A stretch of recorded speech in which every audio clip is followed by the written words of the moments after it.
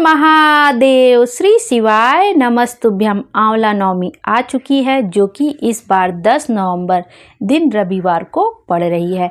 आंवला नवमी को अक्षय नवमी भी कहा जाता है। कहते हैं कि भगवान विष्णु आंवला नवमी पर आंवले के वृक्षों की पत्तियों पर विश्राम करते हैं। माता लक्ष्मी की विशेष कृपा प्राप्त होती है यदि हम आंवला नवमी अक्षय नवमी के दिन आंवले के वृक्ष के नीचे एक दीपक का दीपदान करते हैं। आइए देखते हैं कि आंवला नवमी पर आंवला दीपदान कैसे करें, कितने आंवले का दान करना चाहिए। बाद में जो हम आंवले का दान करते हैं, जिस आंवले में हम दीपक लगाते हैं, उन जले हुए आंवले का क्या करना है। आंवला दीपदान की पूरी विधि समझेंगे कि पूजा अर्चना कैसे करनी है।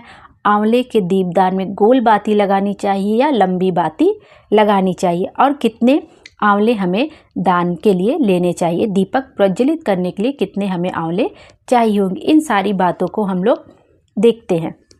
सबसे पहले तो जो आंवला दीपदान करने का शुभ समय होता है, आप सुबह भी कर सकते हैं और शाम को प्रदोष काल में भी कर सकते हैं, लेकिन प्रदोष काल का समय सबसे अधिक उत्तम माना जाता है।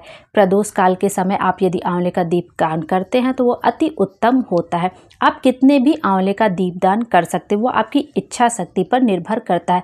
आप 5, 7, 11, 21, 51, 101 जितना आपका सामर्थ्य हो आप उतने आंवले का दीपदान कर सकते हैं। अब देख लेते हैं कि आंवले का दीपदान हमें कैसे करना है। सबसे पहले आपको जितने आंवले का दीपदान करना है आप उतने आंवले ले लीजिए। 5, 7, 11 जितनी भी आपकी क्षमता होगा आप उतने आंवले ले लीजिए। आंवले को अच्छे से धुल लीजिए, पोंछ लीजिए, फिर चाकू ले लीजिए, उसको भी अच्छे से धुल लीजिए।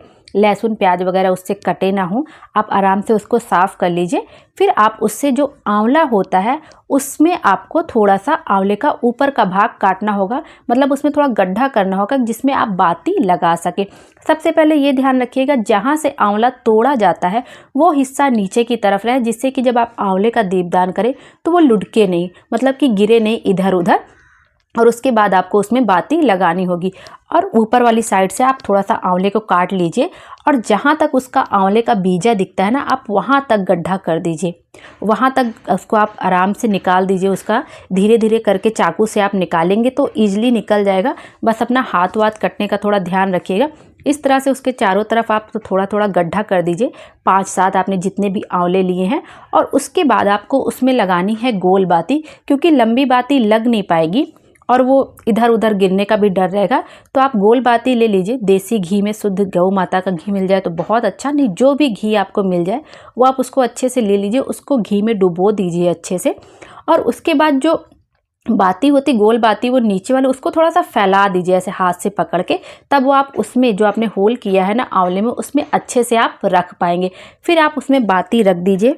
5 आंवले में अच्छे से बाती रख दीजिए। थोड़ा सा घी भी आ जाए तो उसमें घी डाल दीजिए। इस तरह से आपने आंवला बना लिया और जो नीचे जहाँ से हम आंवला तोड़ते हैं उसको नीचे साइड रखिएगा, उसके ऊपर वाले भाग में होल करिएगा। जब आप धीरे धीरे आराम से करेंगे तो वो होल बन जाएगा और आपका उसमें बाती भी आप उसमें आराम से रख पाएंगे। इस तरह आप रख लीजिए। उसके बाद जहाँ पे आपका मंदिर वगैरह वहाँ पे चले जाइए। एक थाली में चाहे तो आप स्वास्तिक बना लीजिए या आप फूल रख लीजिए, आसन रख लीजिए, उस पर आंवला रख दीजिए अच्छे से जो आपने अभी आंवला दीपदान करने के लिए बनाया। उसके बाद आंवले के दीपक को आप प्रज्वलित कर लीजिए। फिर उसकी पूजा अर्चना कीजिए अच्छे से।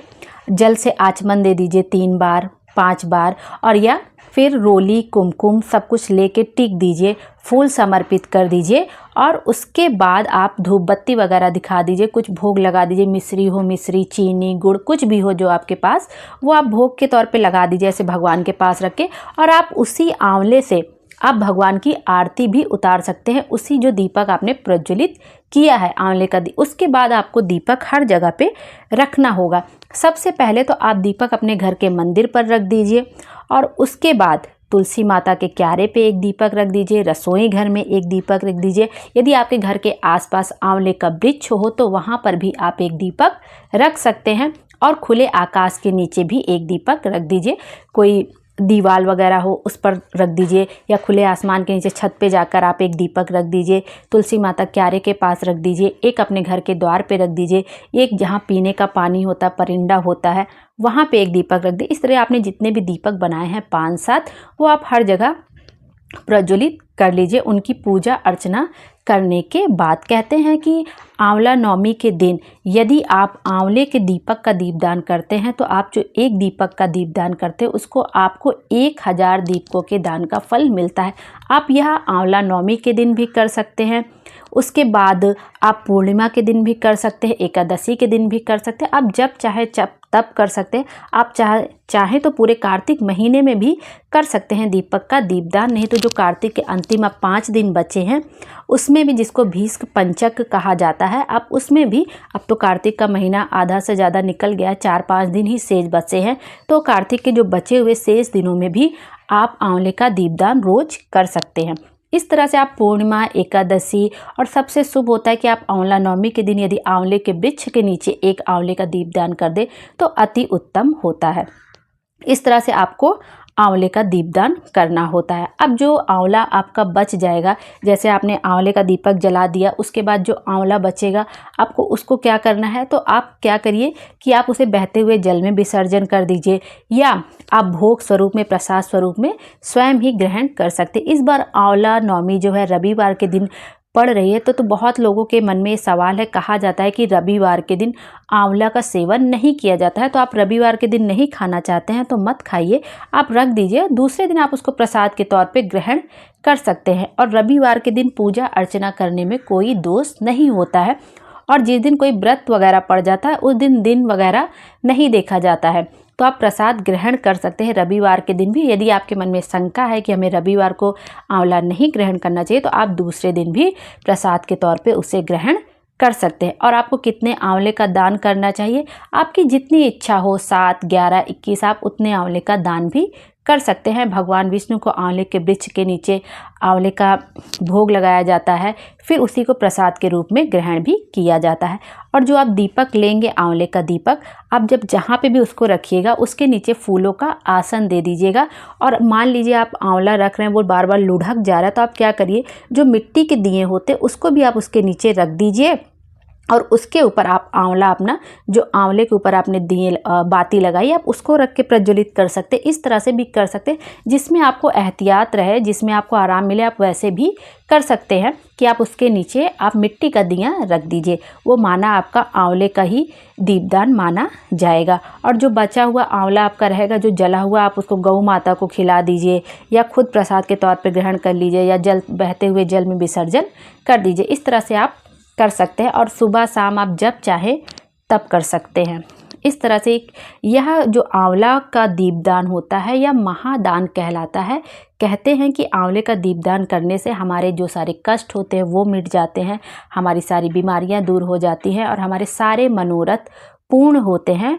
तो यदि आप चाहें तो आंवले का दीपदान कर सकते हैं। और हम सबको पंडित जी तो यहाँ तक बताते हैं कि हर सुहागिन स्त्री को आंवले का दीपदान करना चाहिए और आंवले के वृक्ष का पूजन अवश्य करना चाहिए। आप आंवले का दीपदान नहीं भी कर सकते हैं तो कम से कम आपको आंवले के वृक्ष के नीचे एक दीपक का दीपदान अवश्य ही करना चाहिए। एक लंबी बाती का दीपक ले लीजिए, उसको प्रज्वलित कर लीजिए और आंवले के वृक्ष के नीचे आपको जरूर प्रज्वलित करना चाहिए। और साथ में कनक धारा स्रोत का पाठ अवश्य करना चाहिए। यदि आपको कनक धारा स्रोत का पाठ खुद से नहीं आता है तो चाहे हिंदी में चाहे संस्कृत में आप मोबाइल पे भी चला के रख सकते हैं और उसका श्रवण कर सकते हैं। कहते हैं उससे माँ लक्ष्मी की कृपा हमें प्राप्त होती है। तो पंडित जी ने ये अवश्य बताया है कि दीपदान नहीं कर सकते, आंवला दीपदान नहीं कर सकते हैं तो कम से कम हमें एक दीपक का दीपदान अवश्य करना चाहिए आंवला नवमी के दिन, आंवले के वृक्ष के नीचे प्रदोष काल में। और यदि हो सके तो हमें परिक्रमा भी अवश्य करनी चाहिए, 5, 7, 11 जितनी आपकी क्षमता हो, जितनी बार भी आप परिक्रमा कर सके आपको परिक्रमा अवश्य करनी चाहिए। और रविवार के दिन आप प्रसाद नहीं खाना चाहते आंवला तो आप दूसरे दिन भी प्रसाद के तौर पे खा सकते। इतना इसमें कोई डरने वाली बात नहीं है। शास्त्रों में लिखा है कि रविवार को नहीं आंवला खाना चाहिए। जो कार्तिक माह का महत्तम है उसमें भी वर्णित है कि रविवार के दिन जो लोग कार्तिक स्नान रोज करते हैं उन्हें रविवार के दिन, और व्रत रखते हैं उन्हें रविवार के दिन आंवला का सेवन नहीं करना चाहिए। और आप नहीं खाना चाहते तो मत खाइए, आप दूसरे दिन आराम से खा सकते हैं। और पूजा का कहीं पे नहीं लिखा है कि आप रविवार के दिन आंवले के वृक्ष का पूजन नहीं कर सकते, तो आप निसंकोच होकर पूजन वगैरह करिए, क्योंकि जिस दिन पड़ेगा व्रत हम उसी दिन तो पूजा पाठ करेंगे। यदि सोमवार को पड़ता तो हम सोमवार को कर लेते, लेकिन रविवार को पड़ा है तो हम रविवार को ही करेंगे। इस तरह से आंवला दीपदान कैसे करना है मैंने आपको अच्छे से बता दिया। अभी भी आपके मन में कोई डाउट हो तो आप पूछ सकते हैं। यदि इन बताने में मुझसे कोई त्रुटि हो गई हो, भूल चूक होगी, तो मुझे क्षमा कर दीजिएगा। भोले बाबा हम सब की मनोकामना पूरी करें और हमारे जीवन को खुशियों से भर दे। Thank you.